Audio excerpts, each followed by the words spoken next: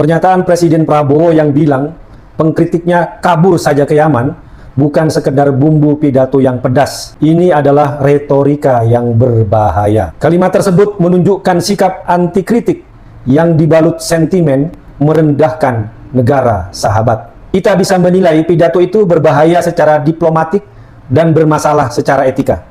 Pertama, pernyataan itu menciderai hubungan diplomatik.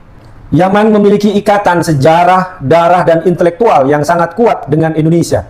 Ribuan santri dan pelajar kita sedang menimba ilmu di sana. Menjadikan Yaman sebagai analogi tempat pembuangan bagi mereka yang dianggap bermata buram adalah penghinaan terselubung. Mengapa negara dengan kekayaan sejarah spiritual seperti Yaman kok dijadikan bahan ejekan? Kedua, ada ironi sejarah, ada aroma kemunafikan yang menyengat.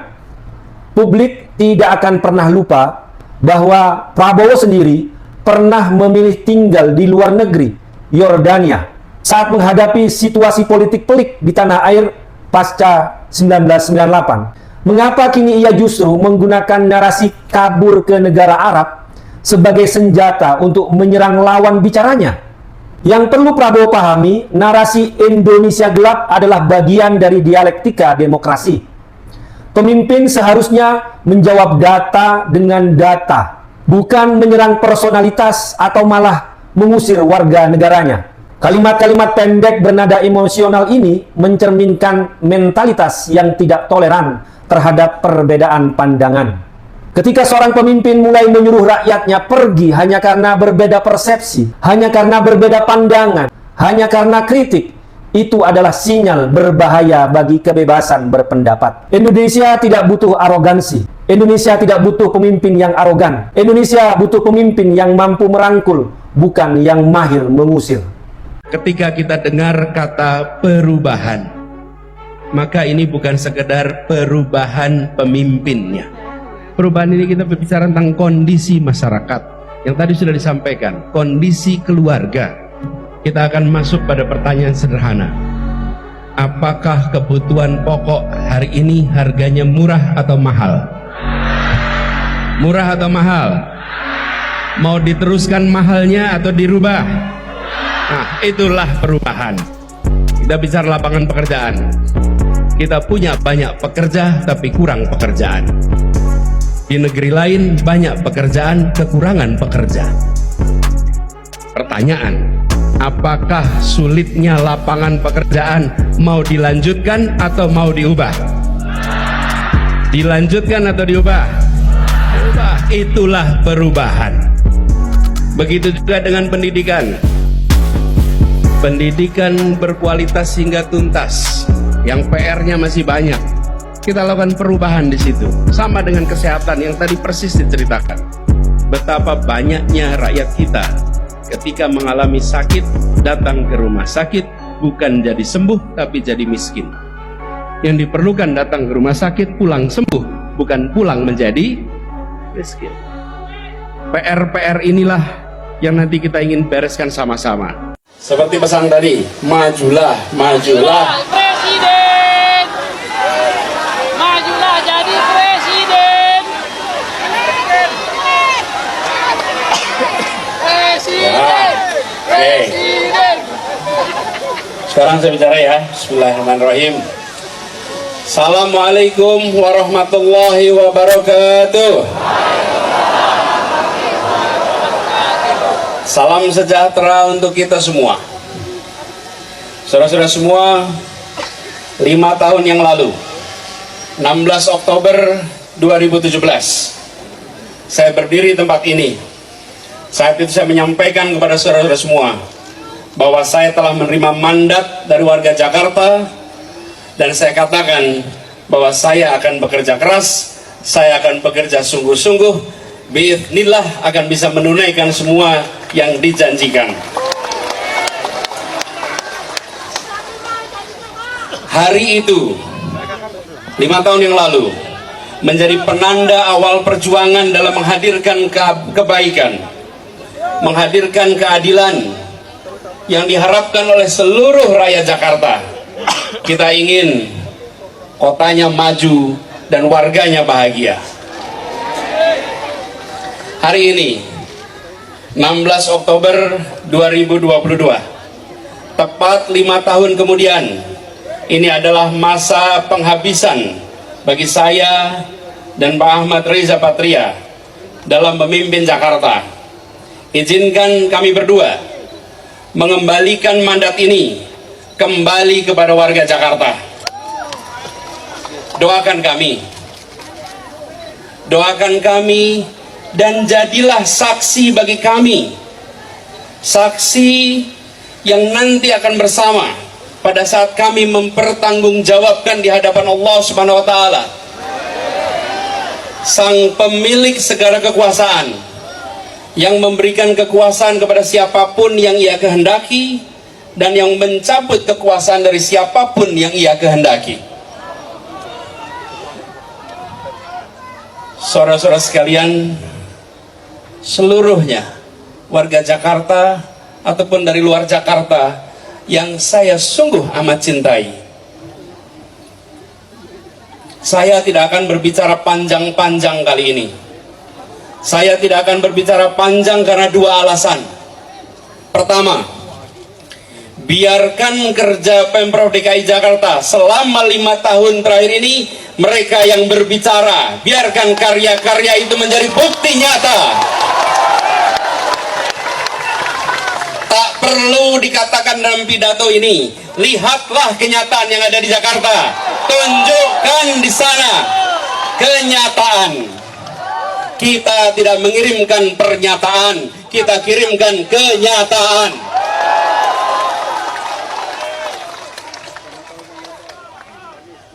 Kedua,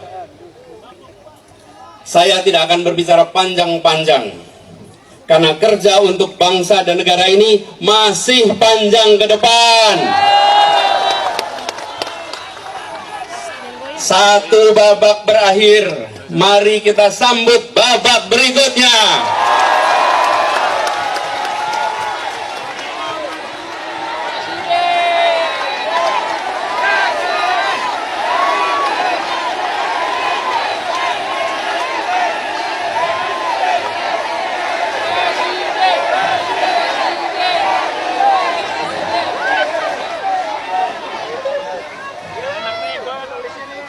Karena kerja untuk menghadirkan keadilan sosial bukan hanya untuk Jakarta. Karena kerja untuk menghadirkan keadilan sosial adalah kerja yang terus menerus. Dan karena kerja untuk Indonesia tidak akan pernah berhenti di tempat ini.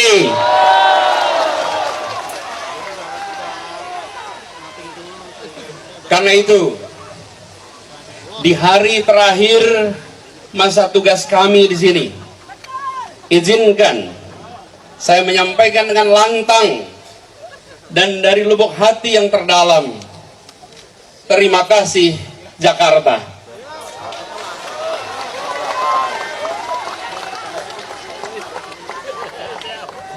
Terima kasih atas amanat yang diembankan, terima kasih atas kepercayaan yang disematkan, terima kasih atas dukungan yang diberikan, terima kasih atas kerja yang disumbangkan, terima kasih atas kritik yang dikirimkan, terima kasih atas segala doa yang dikirimkan dari tempat-tempat yang sunyi yang pendoanya tidak pernah kita lihat wajahnya. Terima kasih kepada semua. Dan secara khusus izinkan saya menyampaikan terima kasih kepada semua yang hadir hari ini, yang berkumpul di balai kota ini, yang terlalu banyak untuk disebut namanya satu persatu.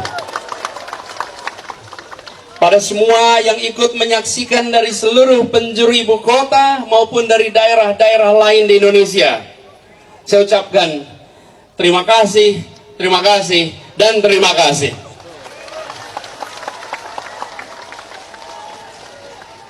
Kita telah bersama-sama melewati perjalanan mulia selama 5 tahun ini. Dan saya ingin sampaikan pesan juga untuk semua.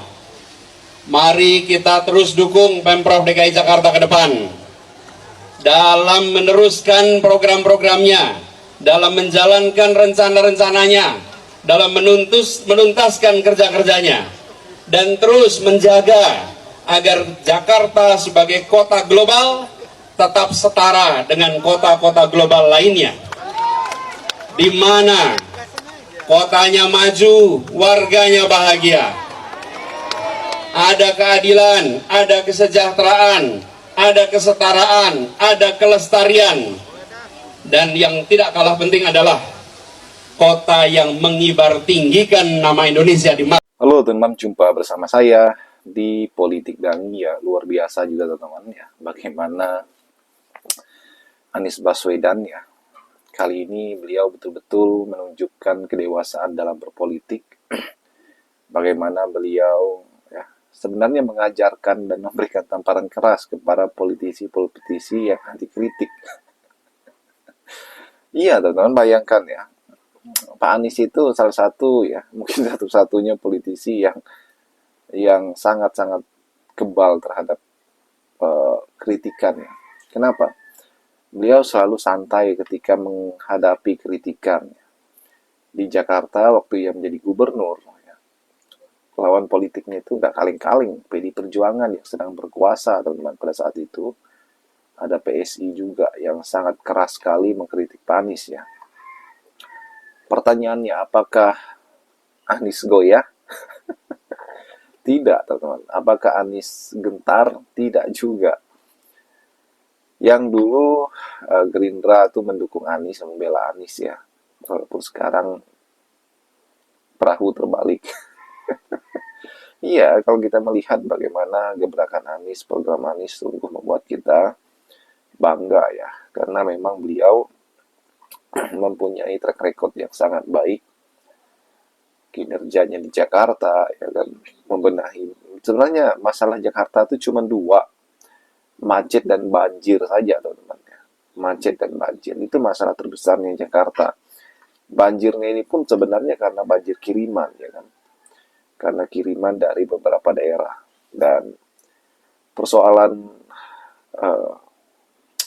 kemacetan ya karena ibu kota jadi macet teman-teman. Jadi semua orang berbondong-bondong ke Jakarta ya untuk mencari pekerjaan ya, mengadu nasib dan sebagainya. Dan kalau kita melihat, makanya dari gubernur ke gubernur tentu mempunyai program-program strategis. Nah, Anies Baswedan ini salah satunya yang mempunyai program strategis pada saat itu untuk mengurai banjir. Ia membuat sumur resapan yang sangat fenomenal ya. Dan itu dikritik habis-habisan teman-teman. Bahkan sampai hari ini pun disindir. Padahal Anies bukan gubernur sekarang. Dan itu sangat luar biasa ya. Bagaimana Anies menjelaskan kota-kota besar yang ada di dunia pun menggunakan metode ini teman-teman ya. Metode sumur resapan ini. Dan ini sangat luar biasa menurut saya. Apa yang dilakukan oleh Anies Baswedan hari ini ya meyakinkan kita bahwa Anies adalah harapan bagi Indonesia ke depan. Bagaimana menurut kalian?